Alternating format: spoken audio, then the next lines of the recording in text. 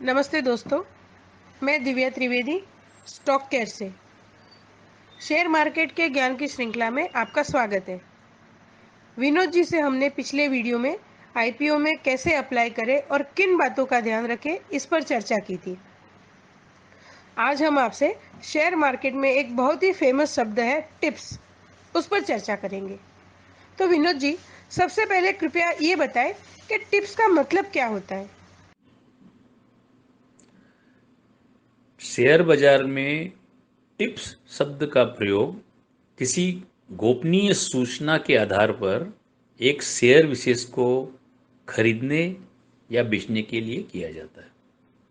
उदाहरण के लिए बोनस का अनाउंसमेंट या अच्छे रिजल्ट को आधार बनाकर शेयर को खरीदने की टिप्स अक्सर आम निवेशक को मिलती रहती है। टीवी पर भी रोज ऐसी इंफॉर्मेशन हम देख सकते हैं। असल में टिप्स एक बर्फ के टुकड़े की तरह होता है। जिस वक्त आपके हाथ में आता है उसके पहले कई और हाथों से गुजर चुका रहता है। उसकी ओरिजिनल साइज का हमें पता नहीं होता है। शेयर बाजार में सबसे पहले एंट्री करने वाले को ऑपरेटर या इनसाइडर कहा जाता है। फिर उसके संपर्क में आने वालों के बीच यह सूचना टिप्स के द्वारा आगे बढ़ती रहती है। जब तक नए इन्वेस्टर खरीदते रहते हैं, शेयरों का भाव टिप्स के द्वारा आगे बढ़ता रहता है और टिप्स लेने वाला भाव बढ़ने के लालच में बिना फंडामेंटल चेक करे खरीदता रहता है। अच्छा, टिप्स का मतलब तो आपने समझा दिया, लेकिन ये टिप्स के साथ एक शब्द और भी है बाजार में, रूमर्स। तो इन दोनों में क्या अंतर है। टिप्स एक ऐसी इंफॉर्मेशन होती है जिसे सही तरीके से जानने वाला व्यक्ति ही देता है। जैसे हम डॉक्टर की सलाह लेते हैं, लेकिन रूमर्स का कोई सिर पैर नहीं होता है, जो केवल दूसरों से सुनकर ही फैलाई जाती है और इसके गलत होने की चांसेस काफ़ी ज़्यादा होती है।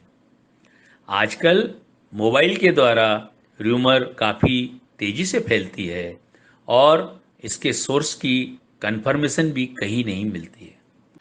Thank you Vinod ji, tips और रूमर्स का डिफरेंस समझाने के लिए।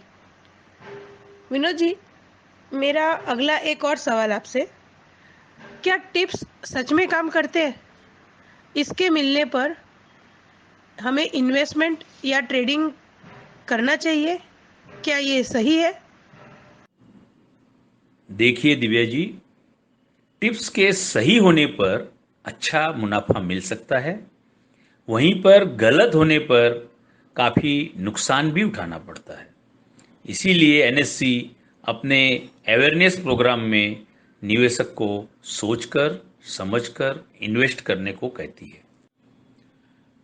मोटे मुनाफे के नाम पर आपका पैसा डुबोने वाले छोटी छोटी कंपनियों को चुनकर उनके शेयरों को बड़ी मात्रा में खरीदने की सोशल मीडिया के जरिए आपको सलाह देते हैं।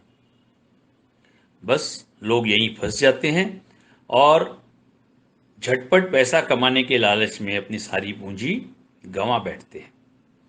पैसा लगाने के पहले आप खुद रिसर्च करें। लेकिन विनोद जी, कई बार अच्छे शेयरों की टिप मिलने के बाद भी शेयर्स का भाव या तो बढ़ता नहीं या काफी गिर जाता है, तो उससे कैसे बचा जाए। जिस तरह मैंने शुरुआत में बताया, टिप्स एक आइस क्यूब की तरह है। एक अच्छी टिप्स भी यदि आपको शुरुआत की जगह अंत में मिले तो आप फंस सकते हैं।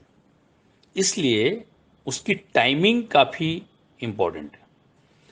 जैसा कि मैंने इंडिया बुल हाउसिंग फाइनेंस के चार्ट के द्वारा समझाने का प्रयास किया है, किस तरह यह शेयर 190 वाला 1100 के ऊपर जाकर फिर से 81 रुपीज़ तक गिर गया था। अच्छा, तो सही टाइमिंग का पता कैसे चले विनोद जी। टाइमिंग का पता लगाना काफ़ी आसान है। जब आपको टिप मिले उस समय उस शेयर का भाव बहुत ज़्यादा बढ़ा हुआ नहीं होना चाहिए। इसलिए आपको उस स्टॉक के हिस्टोरिकल चार्ट की मदद लेनी चाहिए। मैंने निफ्टी के मंथली चार्ट के द्वारा पिछले तेजी और मंदी के ब्रेकआउट्स टाइमिंग को बताया है।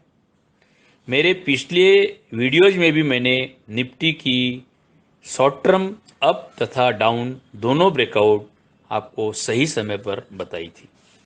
धन्यवाद विनोद जी। तो दोस्तों, शेयर बाजार हर तरह के लोगों को कमाई का मौका देता है।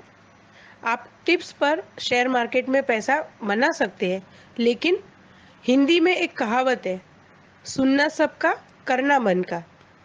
आपके पास किसी भी जरिए से कोई भी इंट्राडे या लॉन्ग टर्म टिप्स या न्यूज़ आती है, आप उस पर एनालिसिस जरूर करिए। Don't lose your hard money on news only. जल्दबाजी ना करें, सोचकर समझकर इन्वेस्ट करें।